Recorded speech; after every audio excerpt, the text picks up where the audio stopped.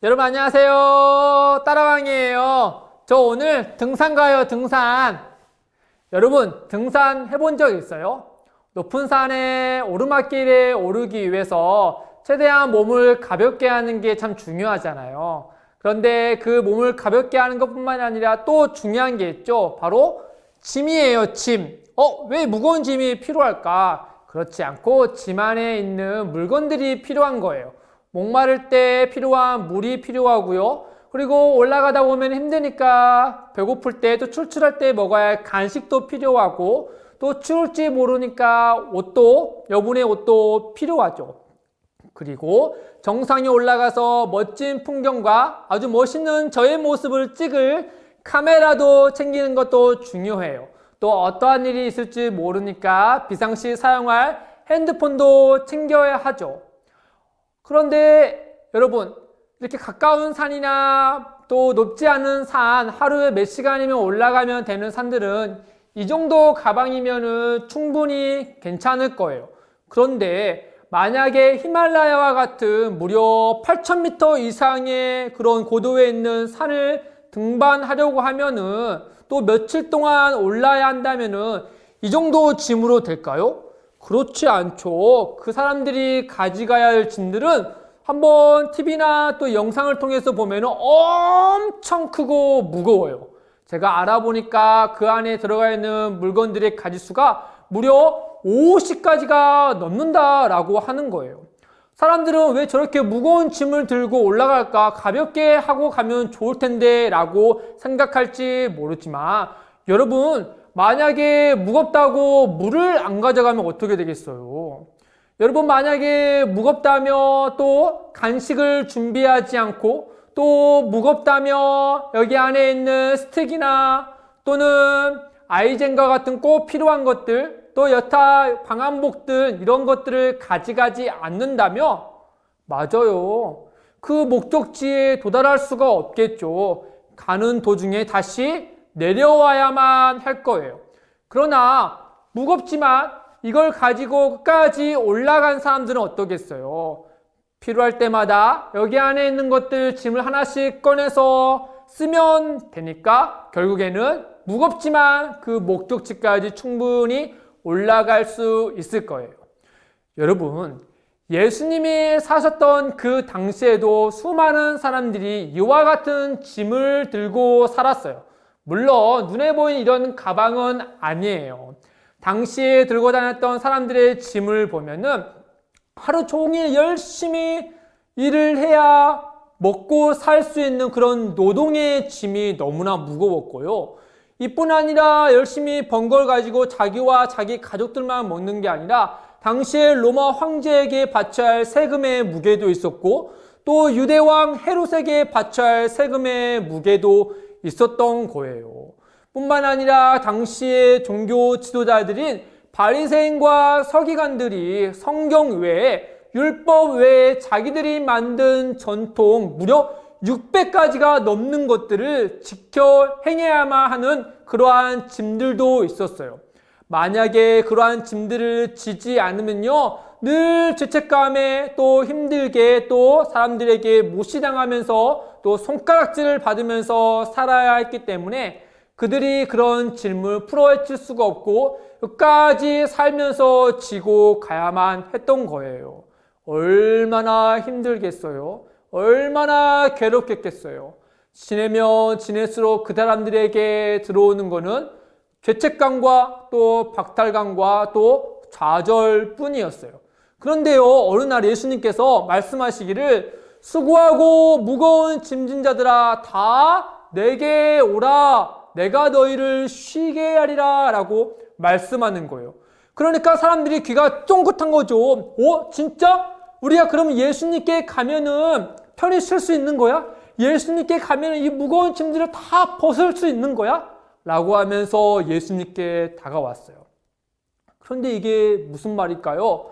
예수님이 이어서 말씀하시기를 수고하고 무거운 짐진 자들아 그 짐을 내려놓고 편하게 지내라 라고 말씀하는 게 아니라 오히려 자기의 짐을 자기의 멍에를 지어고 그리고 내게서 배우거라 라고 말씀하는 게 아니겠어요? 아니 예수님, 우리는 지금 너무 무겁단 말이에요. 더 이상 다른 짐을 질 수 없어요. 저희가 원하는 거는 우리가 가지고 있는 이 짐들을 다 풀어헤치고 편하게 지내고 싶단 말이에요. 우리를 쉬게 해준다 했잖아요. 라고 말했던 거죠. 그러나 예수님은 그래, 너희가 쉬려면 나의 짐을 지어야 된다.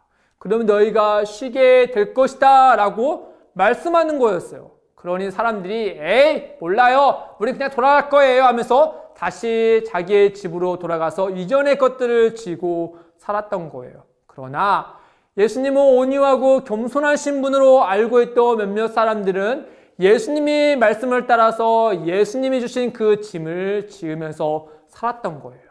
그런데 예수님이 지어주신 짐은 그 전에 다른 사람들이 지었던 짐과는 완전히 달랐던 거예요. 물론 살아가면서 힘겹게 노동을 해야 되는 건 똑같았어요. 그리고 죄를 지었을 때 찾아오는 그 죄책감에 시달리는 것도 똑같았어요. 그리고 사람들로부터 살아가면서 두렵고 위협에 있는 것들을 받는 것도 늘 똑같았어요. 그런데요, 예수님이 진 짐을 지어고 살아갔던 사람들은 그 힘들 때마다 예수님이 주신 그 짐을 열어봤더니 놀라운 예수님의 선물들이 그 안에 있었던 거예요. 그 짐 안에는요, 예수님이 우리의 죄를 위하여서 우리를 구원해 주기 위하여서 십자가 지신 그 은혜의 말씀들이 있었고요. 이제는 예수님을 믿음으로 말미암아 하나님의 자녀된 우리가 온 만물을 창조하신 그 하나님께 날마다 기도하여서 구할 것을 얻을 수 있는 특별한 말씀들이 그 안에 있었던 거예요. 그리고 우리가 힘들고 지칠 때마다 그 예수님의 이름으로 하나님께 나아갈 수 있는 그 은혜의 말씀들이 그 안에 있었던 거죠. 겉으로 보기에는 무거운 짐처럼 보였지만은 그 안에 있는 것들을 내가 보게 되자 그 안에 있는 짐들은 나를 짓누르고 힘들게 하고 어렵게 하고 나를 실망하게 하는 게 아니라 나에게 힘을 주고 나를 위로하고 예수님 안에서 행복하게 해주는 그러한 것들을 예수님께서 우리에게 주신 거였어요. 마치 등반하는 사람이 그 짐을 들고 갔을 때 그 짐이 나에게 유익을 주고 또 나로 하여금 그 목적지에 가게 도와주는 것처럼 예수님이 우리에게 쥐어주신 그 짐은 우리가 살아가면서 하나님의 기뻐하신 뜻대로 나아갈 수 있도록 끝까지 해낼 수 있도록 우리를 돕는 귀한 은혜의 말씀들이 가득했던 거예요. 사랑할 친구들, 예수님이 우리에게 지어준 이 짐은 하나님을 사랑하고 또 이웃을 사랑하라는 예수님의 말씀이에요. 이 말씀은 우리를 힘들게 하고 우리를 괴롭게 하지 않아요. 오히려 이 말씀을 지켜 행하면 우리에게 놀라운 은혜의 선물들이 주어질 거예요. 꼭 실천하여서 하나님의 아름다운 것들을 경험하는 사랑하는 우리 친구들 되기를 주님의 이름으로 축복합니다. 저는요, 마저 등산에서 정상에서 저의 멋진 모습을 찍을게요. 여러분 안녕.